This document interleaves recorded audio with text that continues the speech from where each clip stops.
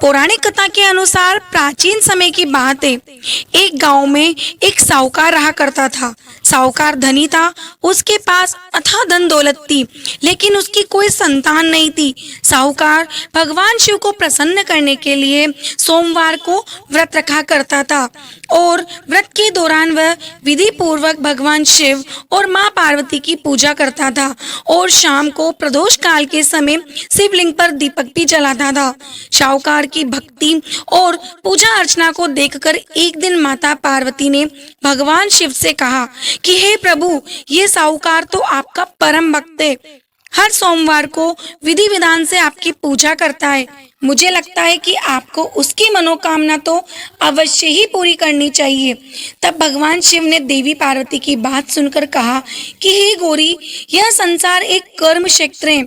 जैसे एक किसान अपने खेत में बीज बोता है तो कुछ समय बाद उसे पेड़ मिलता है, ठीक उसी तरह इस संसार में आदमी जैसा भी कर्म करता है तो उसे उसका फल भी वैसा ही मिलता है।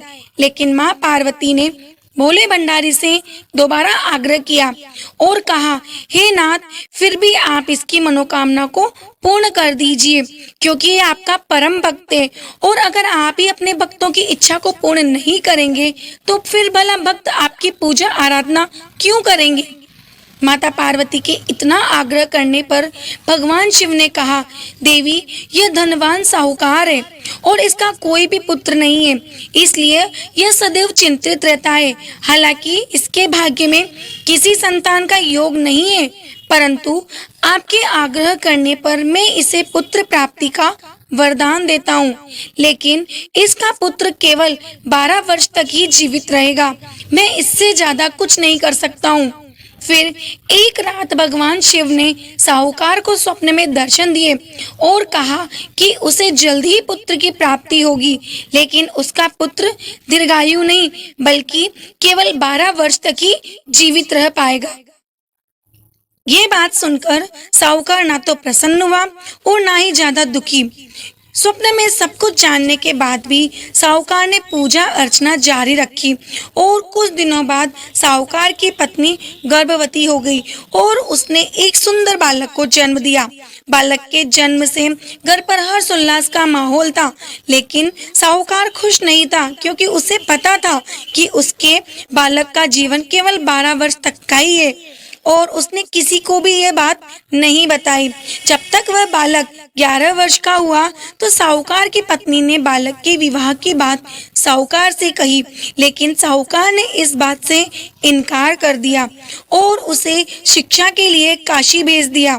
साहूकार ने बालक के मामा को बुलाया और पैसे देकर उन्हें बालक के साथ काशी जाने का आदेश दिया। साहूकार ने मामा भांजे से कहा कि वह काशी जाते समय रास्ते में यज्ञ कराते हुए और ब्राह्मणों को भोजन कराते हुए जाए। दोनों मामा भांजों ने ऐसा ही किया। काशी जाते समय जिस रास्ते से मामा भांजे गुजर रहे थे, उसका राजा अपनी पुत्री का विवाह एक ऐसे राजकुमार से करवा रहा था जो काना था।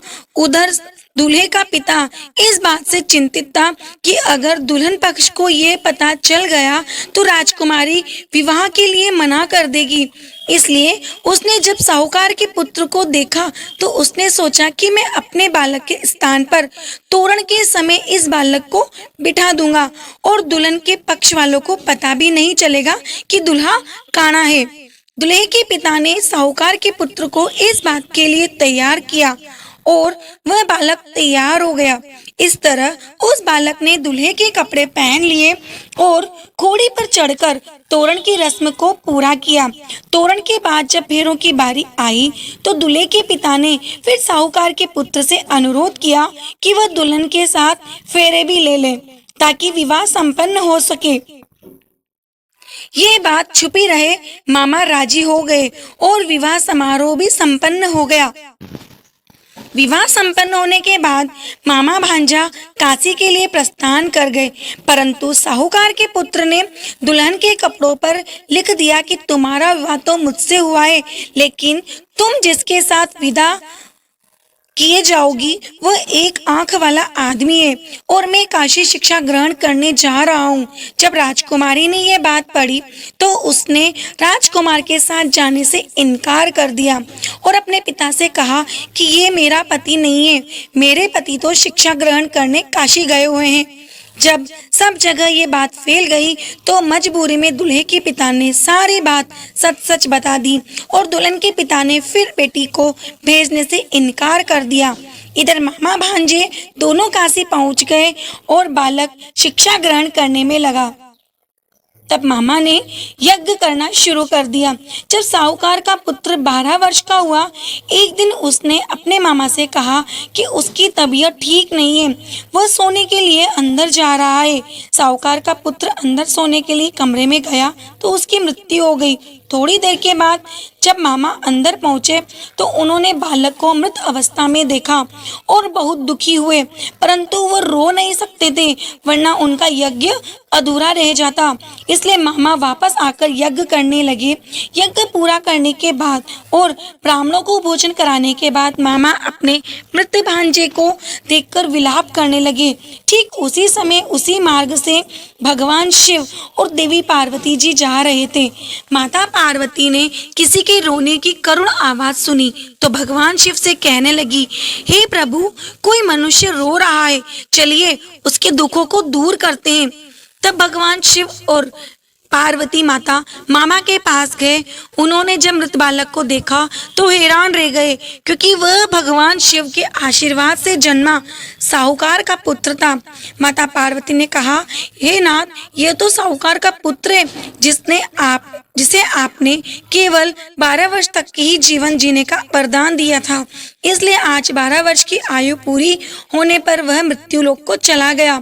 देवी पार्वती ने मृत बालक को देखा तो उन्हें दया आ गई, क्योंकि माँ पार्वती तो करुणामयी है, ममतामयी है, और भगवान शिव से हाथ जोड़कर कहने लगी, हे प्रभु, आप बस एक बार इस बालक को जीवन दान दे दीजिए, वरना इसके माता पिता जीते जी मर जाएंगे। माता पार्वती के कई बार आग्रह करने पर भगवान शिव ने उनकी बात मान ली और उस बालक को जीवन दान दे दिया। साहूकार का पुत्र जीवित हो गया और मामा भांजे अपने घर की ओर प्रस्थान कर गए। रास्ते में साहूकार का पुत्र उसी शहर से गुजर रहा था जहां उसका विवाह हुआ था।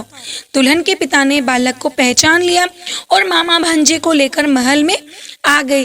फिर दुल्हन के पिता ने एक समारोह किया और अपनी पुत्री को धूमधाम से साहूकार के पुत्र के साथ भेज दिया।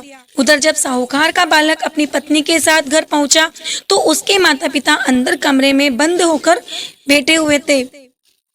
वह सोच रहे थे कि अगर उनका पुत्र सही सलामत वापस नहीं लौटा तो वह भूख प्यास से अपनी जान दे देंगे। तभी बालक के मामा ने कमरे के बाहर आकर उन्हें बताया कि उनका पुत्र जीवित है और विवाह करके वापस आ गया है।